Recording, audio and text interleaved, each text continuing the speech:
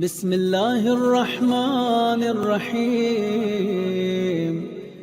فاطمہ بنت اسد کی ایک شکایت آپ تاریخ میں دکھائیے کہ ابو طالب نے ہمارا خیال نہیں رکھا، دکھائیے مجھے۔ ہماری بیویوں کی ہزاروں شکایتیں ہیں، آپ کی بیوی کی آپ سے ہزاروں شکایتیں ہیں۔ آپ ٹھیک ہے، سب مجھے مقدس لگ رہے ہیں، میں آپ کو مقدس لگ رہا ہوں، لیکن پتہ نہیں کتنی کتنی شکایات بیگمات کو ہم سے اور آپ سے ہے یا نہیں ہے؟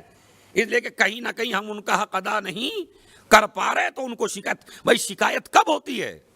شکایت تبھی تو ہوتی ہے جب حق ادا نہ کیا جائے، تو اس لیے شکایتیں ہوتی ہیں۔ آپ مجھے جناب زہرا کی کوئی شکایت دکھائیے علی کے لیے، لیکن پورا پورا حق ادا ہو رہا ہے۔ فاطمہ بنت اسد کی کوئی شکایت دکھائیے جناب ابو طالب کے لیے۔ بھائی تاریخ ہے نا، اور اس گھر کو تو تاریخ بڑی توجہ سے، بڑی گہرائی سے دیکھتی ہے کہ اس گھر کی کوئی بات نکلے تو پھیلائیں۔ ان کے تو دشمن بھی اتنے ہیں کہ ان کے گھر کی کوئی بری بات، کوئی جھگڑا ہوا ہو ابو طالب کا اور فاطمہ بنت اسد کا، بتائیے تاریخ سے۔ یہ مورخ اتنا معصوم نہیں ہے کہ جھگڑا ہوتا اور نقل نہ کرتا۔ یہ نقل نہ کرنا اس بات کی دلیل ہے کہ گھر میں اور زندگی میں اتنا بیلنس تھا کہ ادھر حق خدا ادا ہو رہا ہے۔ آپ کہہ دیں گے حق خدا ادا کہاں ہو رہا ہے، لوگ تو کافر کہتے ہیں۔ حق خدا کہاں ادا ہو رہا ہے؟ مجھے آپ یہ بتائیے، یہ جو نبی کی حفاظت ہے، یہ کس کا حق ہے؟ یہ آپ کا حق ہے یا اللہ کا؟ زور سے بولیے۔ نبی کی حفاظت کس کا حق ہے؟ اللہ کا حق ہے۔ کر کون رہا ہے؟ اب اس سے بڑے فضائل آپ کو کیا سناؤں میں؟ جو بندہ ہو کے خدا کے کام کرے،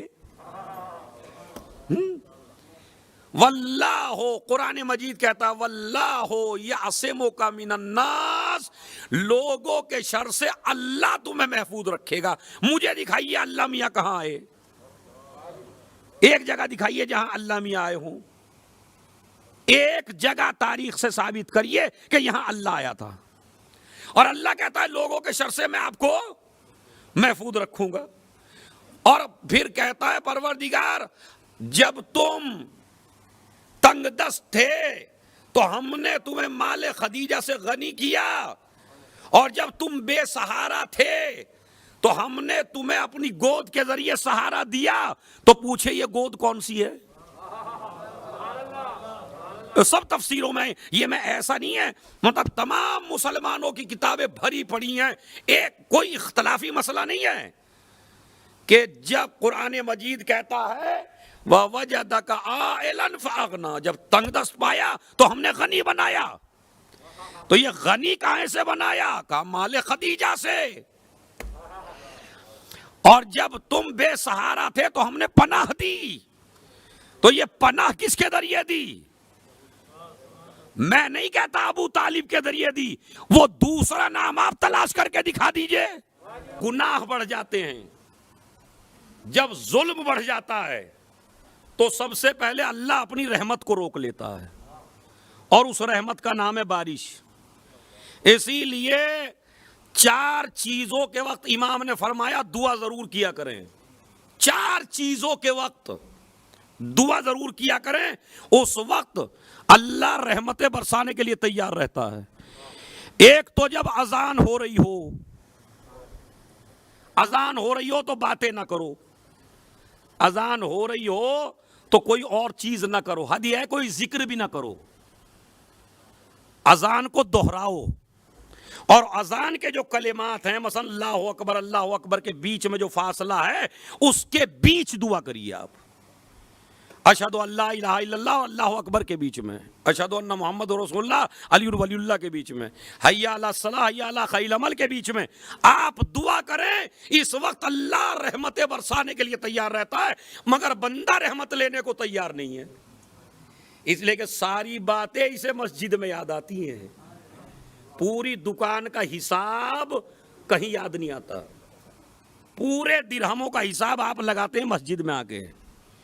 ایک بیچارے مولانا صاحب تھے، وہ نماز پڑھا رہے تھے عشاء کی، اور انہوں نے بھولے سے تیسری رکعت میں سلام پڑھ دیا۔ اب وہ کہنے لگے، مولانا صاحب کہنے لگے میری 4 ہو گئی، اور مجمع کہنے لگا نہیں تھی، کوئی کہنے لگا 3 ہوئی، کوئی کہنے لگا 4 ہوئی۔ ایک کھڑا ہوا، اس نے کہا 100% آپ کی 3 ہوئی ہیں، 4 نہیں ہوئی ہیں۔ انہوں نے کہا تم اتنے یقین سے کیسے کہہ سکتے ہو؟ کہا بھائی پورے شہر میں میری 4 دکانیں ہیں، اور میں نے ایک رکعت میں ایک دکان کا حساب کیا، دوسری رکعت میں دوسری کا، ابھی چوتھی کا باقی ہے۔ ایک صلوات بھیجے محمد اور آل محمد۔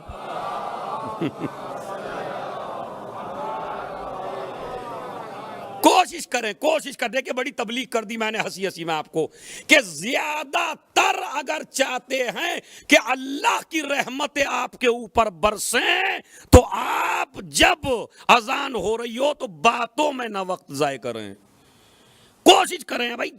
ماشاءاللہ پورا دن پڑا ہے، پوری رات پڑی ہے، دوستوں کے لیے، ہر چیز کے لیے، وہ امام نے تو خود ہی کہہ دیا وقت نکالو، مگر جب اللہ کے لیے وقت ہو تو بس اللہ ہی کے لیے ہو، اس میں سارے فیصلے ساری باتیں نہ کریے۔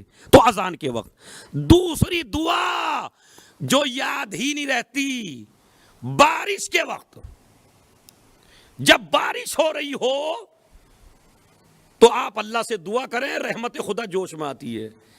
تیسری دعا آپ مانگنے کے لائق نہیں ہیں، جب لڑکے لڑکی کا نکاح ہو رہا ہو تو اس وقت اللہ رحمتیں برساتا ہے، مگر آپ کھانے میں لگے رہتے ہیں، رحمت لینے کو تیار ہی نہیں ہے کوئی۔ سب سے زیادہ کم اہمیت آج کل ہے نکاح کی، کھانے میں بڑا مجمع، مہندی میں بڑا مجمع، ہر چیز میں مجمع ہے، خالی نکاح کے وقت یا لڑکی کا باپ یا لڑکے کا باپ یا 2 مسکین مولوی، یہ ہو رہا ہے۔ اور نکاح میں بھی ہم بڑی بڑی چیزیں اختیار کرتے ہیں، کئی کروڑ کے ہوٹل بک کرنے کے لیے تیار ہیں، نکاح امام باڑے میں کرنے کو تیار نہیں ہیں ہم۔ اب وہ ہماری شان کے خلاف ہے نا۔ پہلی تو بات یہ، کاہے کے مولائی ہو تم، وہ جو 4 کروڑ میں بھی آپ نے لیا ہے وہ امام باڑے سے بہتر نہیں ہے؟ بتائیے ایمانداری سے بتائیے، ہے کیا؟ آپ ہی بتا دیجئے۔ یہاں سے پاک ہے وہ، یہاں سے زیادہ پر رحمت ہے وہ، یہاں سے پر نور ہے وہ نہیں ہے؟ تو زیادہ تر کوشش کیجئے اور صلوات کے ذریعے اپنی بیٹی اور بیٹے کے نکاح کرائیے۔ آج طلاقیں زیادہ اسی لیے ہو رہی، جب حدیث قصہ ہوتی ہے تو مجمع سننے کو تیار ہی نہیں ہوتا، اس لیے کہ شادی میں تو ہم ایسے ہو جاتے ہیں جیسے اللہ نے پرمیشن دے دی، آج جو بھی کرو گے سب جائز ہے تمہارے لیے، عورتوں کے لیے بھی سب جائز ہے، ایک ہی جگہ کھانا ہوگا عورتوں کا مردوں کا، ایک ہی جگہ عورت مرد رہیں گے۔ اسی لیے کل میں کہہ رہا تھا شادی میں امام کو کیوں نہیں بلاتے، اس لیے کہ پتا ہے کہ امام ہماری شادی میں آنے والے نہیں ہیں۔ آپ کو نہیں پتا ہے، جب امام زندان میں تھے تو ایک پاور والا آدمی تھا بغداد میں، اس پاور والے آدمی نے ہارون رشید سے کہا بس ایک دن کو میں اپنے مولا کو مہمان کرنا چاہتا ہوں، دعوت کرنا چاہتا ہوں ان کی، کل کا قصہ نہیں ہے دوسرا ہے، میں دعوت کرنا چاہتا ہوں، بس ایک دن کی مہلت دے دے۔ اب جیسے ہر جگہ سپر پاور ہوتے ہیں، پاور ہوتے ہیں، طاقت والے ہوتے ہیں، اس کی بھی بنتی تھی ذرا ہارون رشید سے بہت زیادہ، اس نے کہا پرمیشن ہے، جاؤ لے جاؤ، لے گئے، شہر میں لے آیا بہترین، شہر میں لایا تو میرا امام گانے کی آوازیں آ رہی تھی، اس کے گھر سے نہیں، پڑوس سے، دور سے گانے کی آواز آ رہی ہے۔ ایک مرتبہ میری امام نے کہا بھئی میں کھانا نہیں کھانا چاہتا، مجھے اسی قید خانے میں پہنچا دو۔ کہا کیوں؟ کہا میرا دم گھٹ رہا ہے اس جگہ، میں یہاں 1 منٹ بھی نہیں رہ سکتا، اس سے تو اچھا وہ ہارون رشید کا قید خانہ ہے۔ تو اپنی محفلیں بھی اس نیت سے کرو، اتنی پاکیزہ کرو کہ وہ محفلوں میں آ سکیں، وہ جشن میں آ سکیں۔ پتہ چلا ہم نے جشن کے نام پہ ایسا جشن کر دیا کہ سب آئے، امام نہیں آئے، کیا فائدہ ہے اس جشن کا؟ اور ایسا نہیں، یہ پہچاننے میں خود اپنے ضمیر کی آواز سنیے کہ یہ جو میں کر رہا ہوں کیا میرا امام اس سے راضی ہے؟ کہیں ایسا تو نہیں کہ امام کہے مجھے قید خانہ ہی بہتر ہے۔ تو اسی لیے عزیزو یاد رکھیے، ضرور احتیاط کریے، اس لیے کہ جتنی بے پردگی شادیوں میں ہوتی ہے اس بے پردگی کا عذاب اس دن کا اس شادی والے کے حق میں چلا جاتا ہے۔ کیونکہ سب کی بے عزتی اس نے کروائی ہے نا. اور اگر ویڈیو بنوا دیا آپ نے عورتوں مردوں کی تو جب تک یوٹیوب پہ وہ ویڈیو چلتی رہے گی یہ جس نے شادی کرائی ہے. اور ارے جب تم نے 2 کروڑ لگایا ہے تو 3-4 لاکھ میں عورتوں کا انتظام الگ کر دیتے نہیں کر دیتے. تو نکاح کے وقت دعا قبول ہوتی ہے. نکاح کے وقت دعا کیجئے, نکاح اہتمام سے کیجئے, صلوات کے سائے میں کیجئے, پردے کا معقول انتظام کیجئے, کھانا پاکیزہ کھلائیے ورنہ نہ کھلائیے.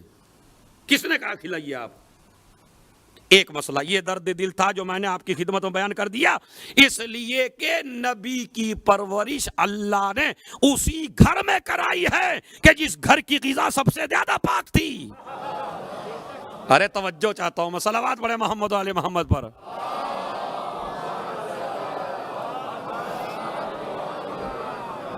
آپ سمجھتے ہیں ابو طالب ہی کو کیوں موقع دیا گیا رسول اسلام کی کفالت اور تربیت کا؟ اس کی وجہ یہ ہے کہ میرا پیغمبر ذرہ برابر بھی لقمہ حرام نہیں کھا سکتا, اور پورے مکے میں سب سے زیادہ جو محتاط تھا اس کا نام تھا ابو طالب. غذا بڑے محتاط. میں ایک روایت سناتا ہوں. اہل کتاب یہودیوں میں سے ایک نے دعوت کی رسول اللہ کی. سنیے, رسول